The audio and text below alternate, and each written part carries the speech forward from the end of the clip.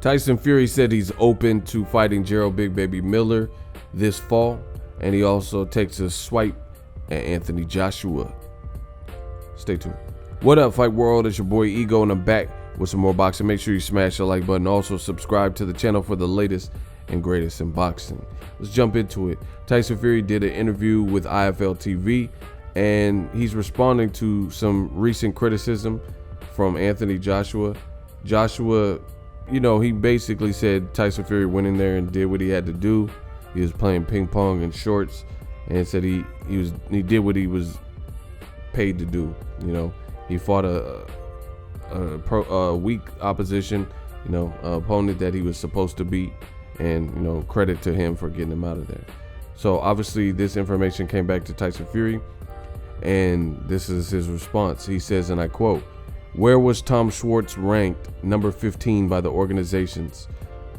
Tom Schwarz was ranked number 2 by the WBO. Why do people keep saying he was number 65 in the world or 53 of 125? I have no interest in what Eddie Hearn says. His golden goose, Anthony Joshua, was just splattered by a fat man in Andy Ruiz. So he has to try to discredit me and try to look great. He got Joshua beat by Ruiz because he looked at the man's body and didn't study boxing." So that was his rebuttal. He also goes on to say that he's open to fighting Jarrell Miller. He says, "Whatever Bob Arum says, but I'm fighting in October in New York City. I think Deontay Wilder is fighting at the end of October. Yeah, I'm open to fighting Jarrell Big Baby Miller, no problem. Jarrell Miller is an option. He's highly rated. He's 23-0. He's the highest rated available opponent. He's popular because of the scandal. I'd be open to negotiating with Big Baby Miller for sure. Jarrell Miller is someone I would consider. They want an American. I can't think of another American. I'd say Jarrell Miller is more popular than Adam Kanowski. Who else is there?" So that's his standpoint. First, regarding the Tom Schwarz, Tyson Fury can get, you know, angry that people are criticizing him, but he fought a person that was brought in to lose, period. It's what it is. The other thing is, people are saying he's ranked he's like, why are people saying he's ranked number 53 or 65? Because that's where he was ranked on BoxRec. You know, he wasn't ranked highly. So that's why people are saying that.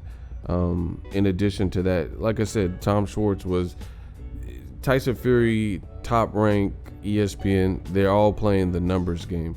And the reality is, a lot of these sanctioning bodies make decisions and or have people ranked that we've never heard of, we've never seen, and somehow they're ranked. Maybe their promoters pay to have them ranked. I don't know.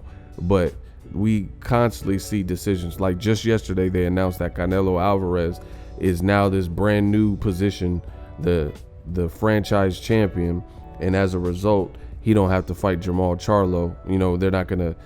Charlo was supposed to be the number 1 mandatory for Canelo, and he's about to fight this weekend, and they put into that because now they elevated Charlo to the full champion, whereas Canelo is this brand new champion that they made up, the franchise champion.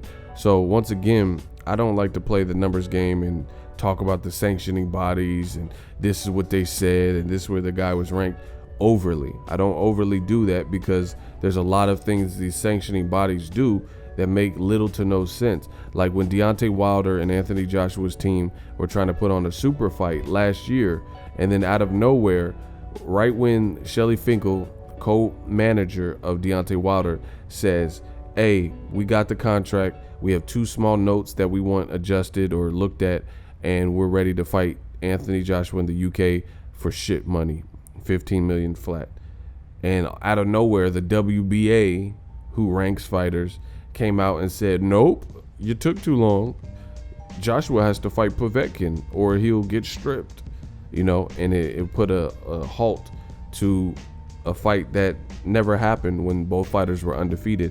Now Joshua has taken a loss. So to me, I'm not really interested in hearing about, oh, this guy was ranked, when you, me, him, and her all know that Tom Schwarz he could be ranked with whoever he wants. Maybe his German promoter, got him ranked, or maybe he had some kind of special German belt, so they ranked him. I don't know. I don't know all the little idiosyncrasies and reasons behind him being ranked whatever he ranked. But the problem is, and the reality is, he had never fought outside of Germany. The reality is he had no resume name, so he could be ranked number 1. Nobody knew him. Nobody had seen his work at any level. He hadn't fought a prospect. He hadn't fought any top names in the heavyweight division. He ain't even fought like a Derek Chisora, nothing. Artur Szpilka, nothing. So, yeah, as far as Tyson Fury saying, oh, where was he ranked? That sounds like promoter talk to me, because there's a lot of guys that are ranked that, there's guys that look at the welterweight IBF rankings. I promise you, 8 of the 10, you probably never heard of any of them. Why isn't Danny Garcia ranked number 1 with the IBF? And so the rankings don't even work like that. You'll see, Kidoshi Shishoshi, Yuguzi from Japan. Like, who is that? You get what I'm saying? So there's different ways these rankings come about. So I'm not interested in that. Bottom line is, Tom Schwarz was what he was billed at. He stepped in as a guy who we knew was going to lose, and he lost quick. And Tyson Fury is able to capture a knockout in the second round, which is something he hasn't really done throughout his career, with the better names that he's fought, knocking them out in the second round. He definitely didn't knock Wilder out in the second round, things like that. As far as the Jarrell Miller, listen, it is what it is. Jarrell Miller, he had not even a slap on the wrist, 6 months. That's my dude, but he made a mistake, and then he's kind of not copping to it, saying he had an elbow injury. So, as a result, he had all these different things, which still doesn't make sense to me. He says EPO, like, that's injectable. So I don't understand why whatever your doctor is, unless you're not going to a legit doctor. And then even if that's the case, let's say you went to you went to Brazil or Mexico to go to a doctor to fix your elbow, then it still falls on you, because you didn't even go to a credible doctor, and then they end up hitting you up with this PED cocktail that's full of all these things, and you have on the line millions of dollars estimated. He said he would have got 2 fights out of the deal with Joshua had he beat Joshua, and he would have got about $30 million or better. So, with that type of money at stake, it sounds unbelievable to me, just to be honest, that you have that type of money at stake and you wouldn't cover your bases a lot better and make sure you know what's going into your body. That's just my personal opinion on the situation. If he fights Tyson Fury, then, this is what happens. People cheat and people do, like the Antonio Margarito. He got rewarded with the Pacquiao shot. So it's not surprising. He had the plaster in his wraps, took a little suspension, maybe a fine, came back, got a Pacquiao shot, a title shot. So, this, and then he fought Cotto in a rematch after that too. So boxing, the problem with PEDs and stuff is never going to be fixed with this type of stuff that goes on, because how can it be fixed if it's just slap on the wrist and or no punishment? Canelo failed with clenbuterol last year, still fought Golovkin, then gets a record-breaking DAZN deal, estimated at 11 fights for $365 million, the richest sports contract in history, and this is a year after he failed a drug test. So what did he really miss? He didn't have to pay no fine. He has all this money and didn't even have to pay a fine. Served a 6-month first-timer suspension. So, until boxing enforces stricter rules and policies for those who are caught up in the system as cheating, then we're not going to see an improvement. Because again, Jarrell Miller failed like that. Out of all the fails, like drug test fails, he had probably the most stuff, because it kept coming out one by one. Like, he failed with this, like, I don't remember in recent time somebody who just failed for multiple. Usually it's like, oh, this guy Ray Beltran failed with this, or Povetkin had meldonium or ostarine in the system. Jarrell Miller had a bunch of things in his system, and it came out kind of, you know, separate days.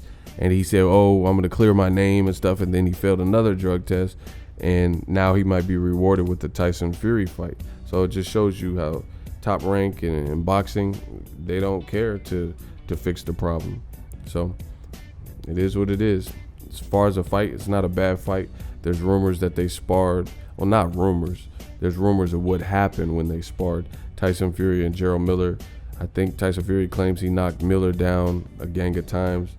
Miller, you know, I never really heard Miller actually say that didn't happen. What I did hear Miller said is, I heard Tyson Fury like sleeps with goats or something. He said something weird, like, but it was, I never heard him actually, he just said, don't believe everything you hear, but I never heard him actually denounce it. Let me know what you guys think. Tyson Fury, Jarrell Miller sounds like an option. They're looking for an American. You know, what better way than to put him, someone who's been on the shelf since last year because they failed a drug test and, you know, didn't get the Joshua fight and made headlines. So looks like that's what they're trying to put Tyson Fury in there with, possibly. We'll see how it all plays out. Drop your thoughts in the comment section. We working. So if you enjoyed this video and want more content like this on the channel, you can show your appreciation by going to the PayPal donate button or the YouTube support button, and you can donate any amount that you feel is equivalent to the value of this video. Much more to come. Thank you guys for your support. Boxing Ego, the future of boxing.